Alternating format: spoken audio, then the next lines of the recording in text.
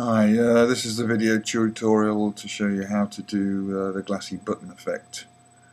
I'm going to do it on a plain empty thing, and what I'm going to do is try to do it like the tutorial. I'm going to have two shapes.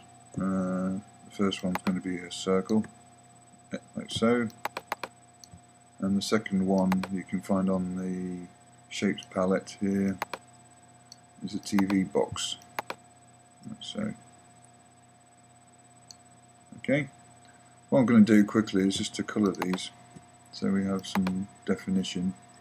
Just give it kind of like an orangey colour. It's probably better, that one. Okay, so what we need to do now is to build up certain aspects of those shapes to allow it to look like a button, but then add the glassy effect on top of it. You'll notice, for instance, it has a border.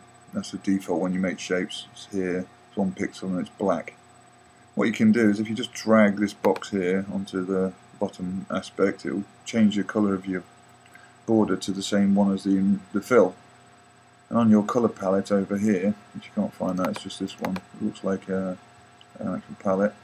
You can just drag your K value, which is your black value. I tend to do it between 50 and 65 to give it dark enough view in contrast to the actual colour of the fill. Anyway, just move to the stroke one, make it a little bit stronger. You see it's coming in now. What is important at this point is to actually make sure, I'm going to make it 20, put it on the outside. You see a line stroke here, I'm just going to click it so the actual stroke goes on the outside. Because the next phase you're going to have to build the area that we call the shadow area and the highlight, so it's important that it goes on the outside. I'm going to go to my layer palette again. Open this, you notice we've got the two shapes. Okay, what we need to do is go to where it says Object and Path, and you'll notice it says Offset Path. If I click on, it's on 10 points at the moment, if I click on Preview, you notice what it's doing is it's creating a path on the outside. What we need to do is have it cutting in the inside. So what we can do, if you want to, is to put -10 instead of +10, and you'll notice simply, either clicking on Preview, the actual path has gone on the inside. Okay, so I'm going to just press OK on that. What it does is it builds two extra new paths. Okay, if you notice there, that's the one we just created, and that's the original one. You can't tell that much because all it's doing as well is extending the actual stroke we've put on the outside. So we've got to get rid of the stroke. Lots of different ways of doing that. I'll show you a different way because the usual way is just going up here and getting rid of the stroke by clicking on that. But there is also something called an appearance palette. Okay, and you'll notice it says stroke listed there. As soon as you click on it, you'll notice your little dustbin appears, or is selectable. Okay, two ways of doing it. You can drag it down there, or you can click on it and it deletes the stroke.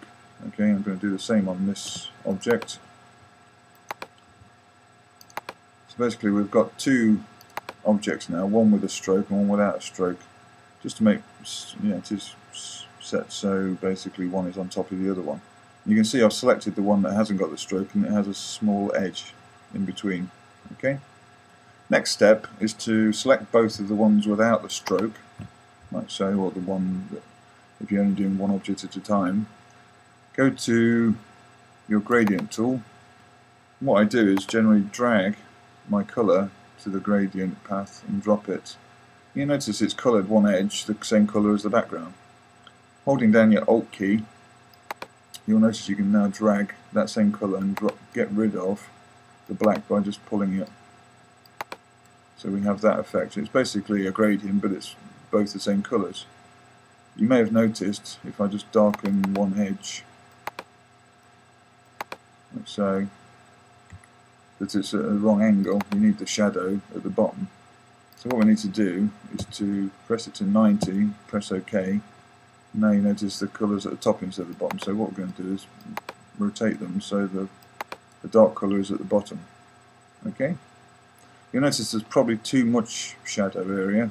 So if you select this diamond, instead of having the location at 50, you just drag it towards this direction until it's between 25 and 20. You notice it creates a nice subtle effect, but not enough to create a problem. Okay. Now what we need to do is to generate the effect of the highlight. So I'm going to go back to the paths, layers. The problem is, what we could do is simply duplicate this original offset path, but one thing that happens is that the actual shape doesn't create 4 points like it looks like it's got 4 points, but in fact if I move one of these points you'll notice there's 2 lying on top of each other, so that creates an issue. This is okay when you're talking about doing circles, because all you need to do to make the highlight one is to create the circle again.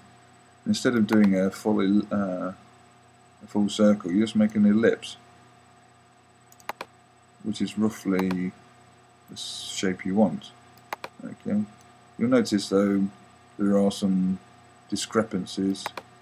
For instance, if I have this all the way over to the actual point where it should be, which is laying on top of the smaller inner shape, like so, you notice this curve is going onto the edge, and you don't want that. You want this on the curve at the bottom. Okay. What I'm going to do is I'll show you how to do that, but firstly I'm going to just generate the TV box one.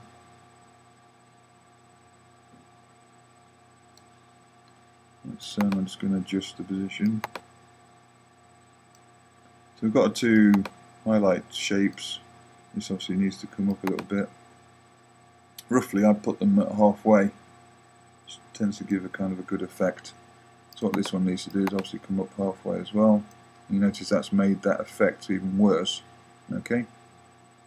But what you can do is, if I, instead of selecting the selection tool, I can do the direct selection tool, which is the white arrow.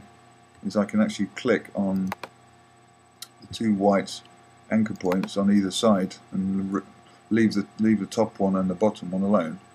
What we need to do is to generate a more bottom heavy ellipse, like so.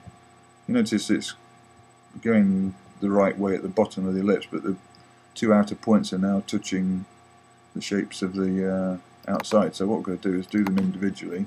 Using the arrow keys, which I'm just going to move them in until this curved area here is roughly the same as the shape of the outside on the top, for instance. Okay, and we'll do the same on the other side, like so. So that's roughly the actual structure and curvature of the Glassy effect on the sphere. I'm going to do the highlighting effect in a minute. What we've got to do is adjust this bottom one. If you look at it on the tutorial, the actual image tutorial, you'll notice I have a slight undulation on the bottom angle.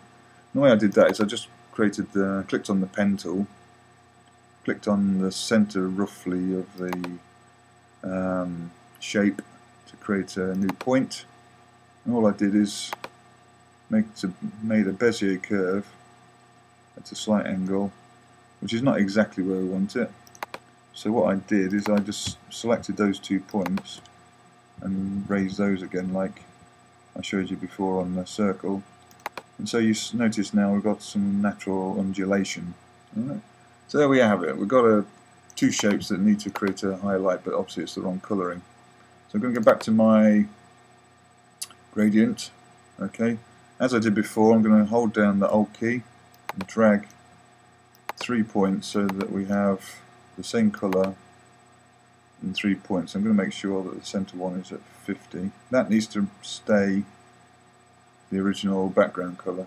We may need to adjust it a little bit later, but it needs to be roughly the same as this colour here. Okay.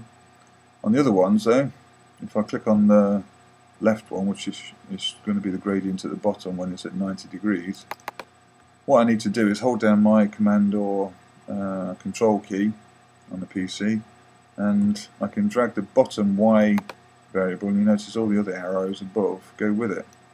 This means I can make a brighter version of the original colour instead of just altering the values of the different colour.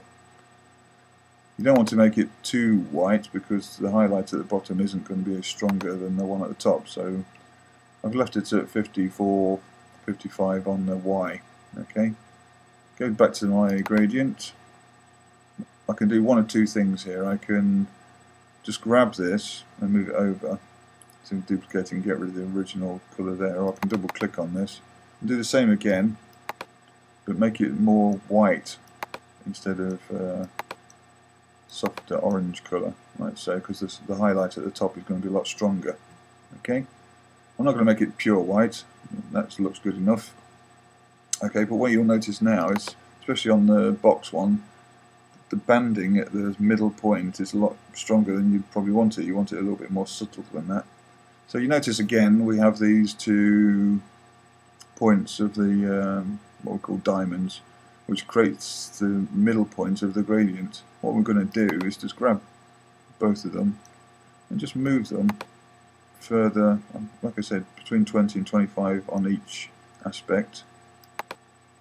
So that's going to need to be 55, maybe more than that on the top one, because you need a stronger highlight than the bottom. So I've got that about 55 to 60. Okay, and that basically is how you create glassy button effects. If I just now click off that so you can see it without the shapes, there we have it, two glassy buttons. Okay, there are ways of making this a little bit more detailed and add extra effects, but if you want to make simplistic glassy buttons, that's the easiest way to do it. Okay.